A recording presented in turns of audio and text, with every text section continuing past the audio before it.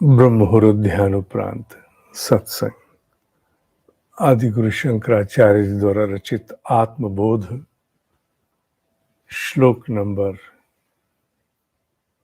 46।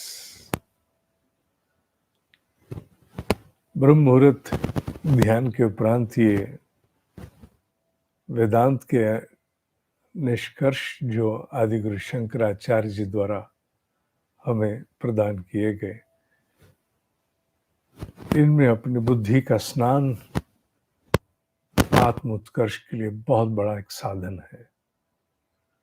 श्लोक कहता है, तत्व स्वरूप अनुभवात उत्पन्नम ज्ञानम अंजसा अहम मम इति च अज्ञानम बाधते दिग्भ्रम आदिवत।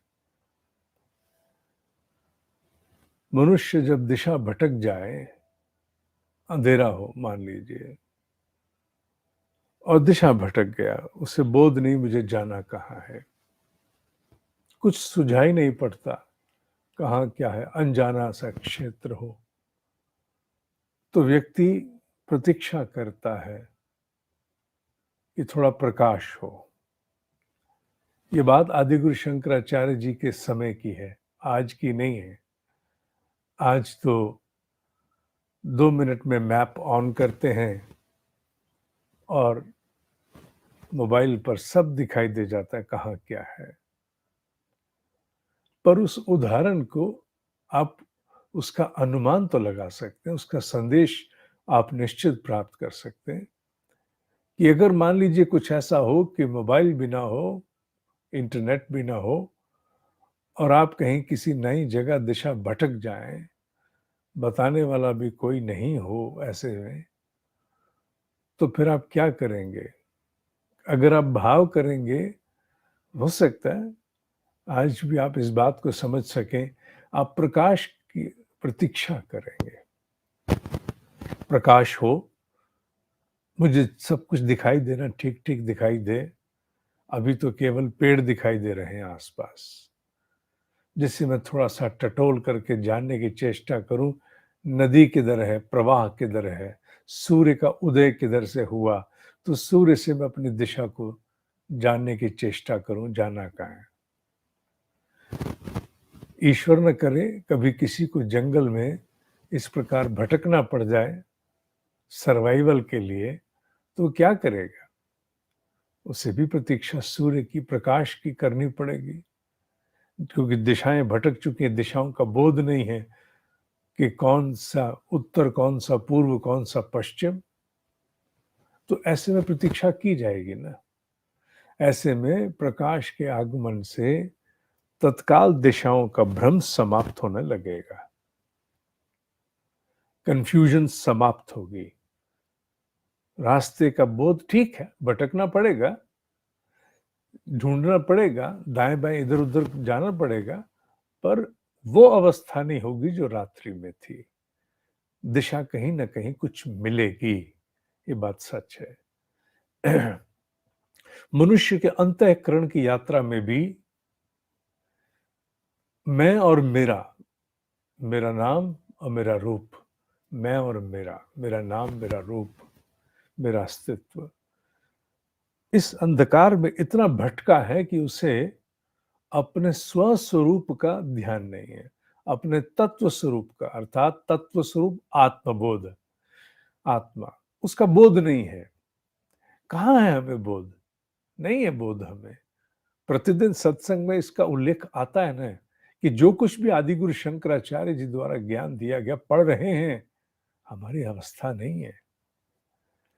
तो जैसे ही मनुष्य में उस ज्ञान की उत्पत्ति होती है, यह अनुभव शब्द को बड़े विस्तार से समझना है। तत्व स्वरूप अनुभवात, यहां अनुभव वो नहीं है कि अभी तक नहीं था अब हो गया ना, यह अनुभव शब्द का मर्म बड़ा विस्तृत है। क्योंकि आत्मा तो पहले से ही है, कोई नया एक्सपीरियंस नहीं है। आत्मा कोई नया एक्सपीरियंस नहीं है कि अभी तक एक्सपीरियंस नहीं था अब हो गया। इसलिए अनुभवात शब्द, अनुभव शब्द का विस्तार लेना है, ये बड़ा क्रिटिकल शब्द है यहाँ पर। इसे केवल अगर एक अनुभव मात्र मान लिया तो इसके साथ न्याय नहीं होगा। वो पहले से ही है, पर हम उसके प्रति अभी सजग नहीं हैं। ज्ञानम अंजसा, जैसे ही ब्रह्म का ज्ञान उत्पन्न होता है, अपने भीतर उदित होता है, तत्काल उसी समय उसी क्षण ये जिसने हमें बांध रखा है, जिस ज्ञान ने मैं और मेरा, वो छिटक जाता है और दिशाओं के भ्रम समाप्त होते हैं। अभी ये शब्दों में कल्पना है हमारी, पर ब्रह्म ऋषियों के मार्ग, जैसा महात्मा तलंग स्वामी कहते हैं, जो हजारों वर्षों से आई थाती है, उसे केवल बुद्धि के वर्तमान तर्क वितर्क कुतर्क के आधार पर नकार मत देना साधक। प्रतीक्षा करना, साधना करना, विज्ञान की किसी भी शोध को साधना ही कहते हैं। उसमें भी कुछ नहीं हाथ होता, कुछ भी नहीं हाथ होता, बिल्कुल जीरो, कुछ नहीं। और कुछ नहीं में से वैज्ञानिक खोजता चला जाता है ना, भटकता है, खोजता है। तो एक वैज्ञानिक की तरह अनुसंधान में अध्यात्म किसे कहते हैं? अध्यात्म शब्द का मर्म है चेतना का विज्ञान। तो चेतना के विज्ञान के वैज्ञानिक हैं हम साधक, हाथ कुछ नहीं है। कुछ सूत्र किसी के प्रतिपादित हैं, कहे हुए हैं, आदिगुरु शंकराचार्य और अन्य आर्ष ग्रंथ, और हम अपने अवस्था में उस और धीरे धीरे भटकते आगे बढ़ रहे हैं। हाँ, भटकाव तो रहता है थोड़ा सा, पर ये बात जान लेनी चाहिए कि जब भी वो अवस्था होगी तो ऐसे होगा जैसे सारे भ्रम समाप्त, दिशाओं के भ्रम समाप्त, मैं मेरा का बंधन समाप्त। मैं मेरा का बंधन समाप्त होते ही आत्मबोध, आत्म स्वरूप, तत्व स्वरूप प्रत्यक्ष हो जाएगा। जो अभी प्रत्यक्ष नहीं भी है, वो प्रत्यक्ष हो जाएगा सामने। अभी तो है, कहीं गया नहीं, नहीं हो तो हम ही नहीं हो सकते, है प्रत्यक्ष नहीं है, प्रत्यक्ष हो जाएगा। ये भाव दोहराते चले जाने से मनुष्य में एक आत्मबोध के प्रति ललक, एक संबंध बना रहता है। आज के लिए इतना ही।